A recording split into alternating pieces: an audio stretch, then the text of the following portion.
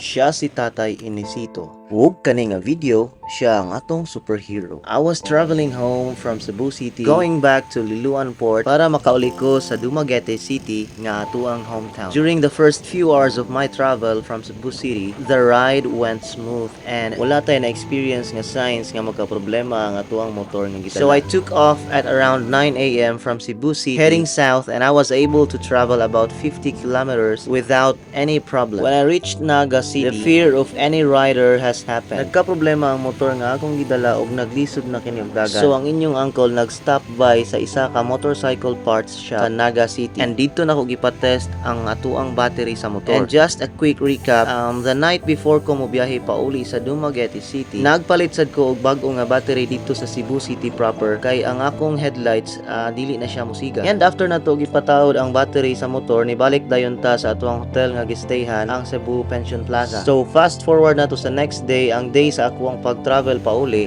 okay ra jud ang tanan. Until ang battery sa motor nag-drain pag abot na ako sa may Naga City ug nagputol-putol na ang iyang andar. So didto nga part, medyo nabalakan ako kay nganong nagputol-putol man ang andar sa motor nga bago man ako gipatawod ang battery. And then mao to paghunong nako sa motorcycle shop, immediately gipatest nako ang battery nga gipalit dito sa Cebu City. And I found out nga ang charge sa battery is niubos kaayo. So ang mekaniko dito sa motorcycle shop nga akong gihunungan sa may Naga City came into conclusion nga dili ang battery ang naay problem. After knowing nga ang battery nga gitawod nako sa motor is bago, so I asked kung unsa gyud ang guba, and he told me nga ang guba is ang regulator rectifier or ang charging system sa motor, which is causing the battery to drain in a short period of time. So diha after pag-ingon sa mekaniko nga mauna ang problema, nag-sink in sa akong una-una nga dili jud ko makauli on time kay katong adlaw Sunday and most of the motorcycle shops, especially ang Honda, is closed. So I have to decide nga mopalit na lang og laing battery and hope nga ang battery nga akong itaod makaabot bisan sa Liloan Port man lang. But sadly,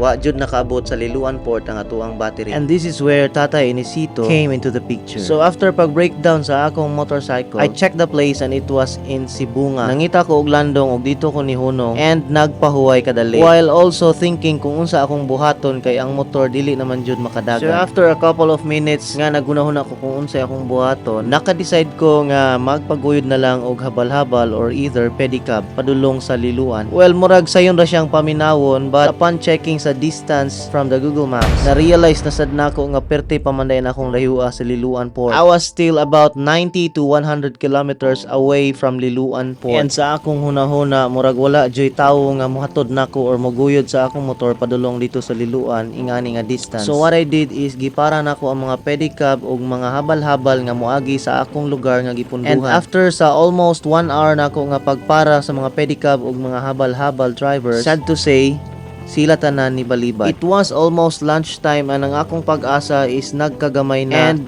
ang akong kabalaka nagkadako sa basin sa dalanon maabtan ko og gabi, and knowing nga wala ko'y kauban kay solo rides raman ta aning panahona. It was almost 12 noon when Tatay Inesito came from the opposite direction of where I was heading. Igutom na jud ko aning orasa, and the only thing I have is the hope nga di ko pasagdan sa Ginoo and naara joy tawo nga motabang nako nga makaabot ko sa Liloan Port. And thankfully it was Tatay Inesito. After a few minutes of conversation, Tatay Inesito initiated nga mopalit mi og PC nga dako kay dili kaagwanta ang PC nga nasa iyang pedicab basin mabugto ra while mag-travel. So nilakaw si Tatay Inesito padulong sa Cebu nga proper para mopalit og PC. It took him a while and ako nabalaka na sad kung balikan pa ba ko ni Tatay or dili na. But after a few minutes, niabot si Tatay og dito nahuwasan ang akong gibati nga kabalaka. Right after na mo mahikot ang PC sa motor, nagsugod dayon mi og biyahe padulong sa Liloan Port. And within 1 hour sa among pagbiyahe, nikalit og hunong si Tatay ang riding jacket nga gibutang nako sa iyang pedicab nahulog sa salog. And niingon siya nako nga ato lang ning hiktan para dili na mahulog.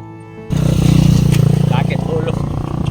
Sa inyong makita mga uncle no, mapahiyumon kayo si Tatay. Kita gyud sa iyang itsura ang pagkamatinabangon. And despite sa akong pag-ingon nga okay rabisan sa salog lang sa pedicab ang riding jacket, makita dyan ninyo nga iyahang gipahiluna og maayo ang akong jacket. Mupadayon on tami sa amuang biyahe when Tatay decided nga ibalhin ang PC para ma-align sa akuang motor. And after ma-secure ni Tatay ang PC, nipadayon nami sa amuang biyahe padulong sa Liloan Port.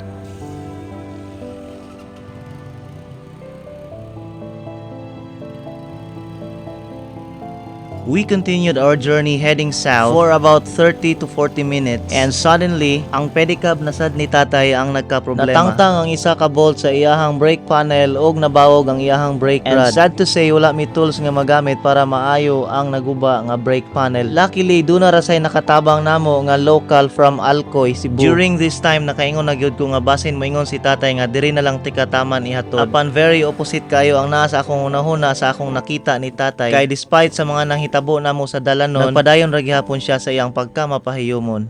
Sumbot magitay tawag pa ni wa. Ano patakakuan na ni? Okay, maabsan mo na to dito sa angato no.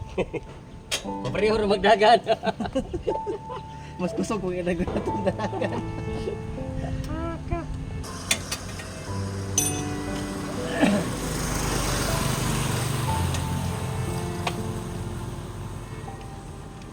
Okay na ba? Salamat. Timing ko kayo na ako tambay diring pilikap. Dili, nas balera ko lang. Abalay to? Kaniyang. Insa ni?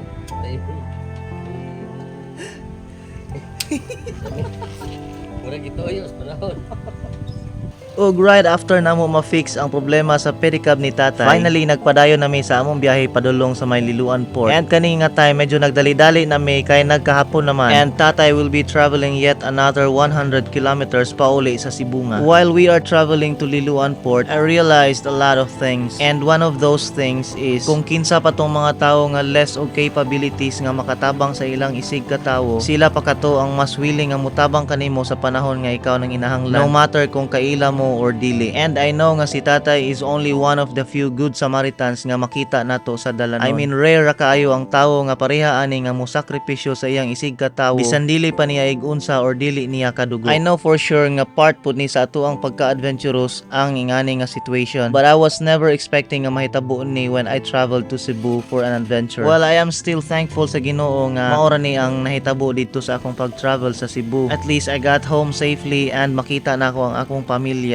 pag abot na ako sa balay. And also magpasalamat sad ko ni tatay kay kung dili jud tungod niya dili ko makauli diri sa amuang lugar. And in this adventure I realized nga not all heroes wear cape.